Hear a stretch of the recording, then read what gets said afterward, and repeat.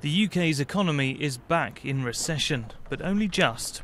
Provisional figures show a 0.2% shrinkage in GDP in the first 3 months of 2012 compared to the final quarter of last year.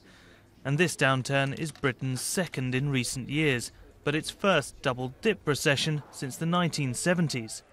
Double dip at minus 0.2%, stroke minus 0.3% for the last quarter. I wouldn't say quite that. We had a much deeper recession in 2009, but we are back in recession. It is going to be, there are some worrying signs in the UK economy without a shadow of a doubt. The construction industry did incredibly badly in the first quarter.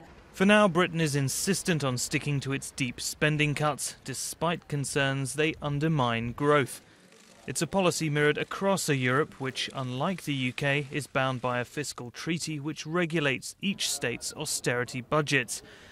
But with Spain slumped back into recession and Greece's economy expected to shrink by 5% this year, there are signs that cracks in the treaty are beginning to show.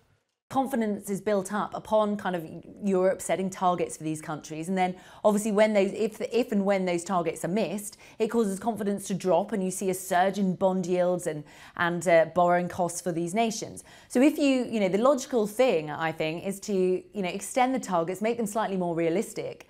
Don't rush them. Don't try and do this too quickly. It was a disagreement over how best to meet these pressing EU targets that led not only to changes at the top of Italian, Greek and Spanish politics, but also to the recent collapse of the Dutch government, until now one of the Eurozone's strongest AAA-rated members.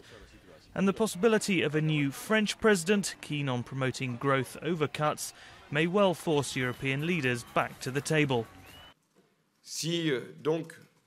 If I am elected, I will send a memorandum to all the heads of state and government on renegotiating the treaty.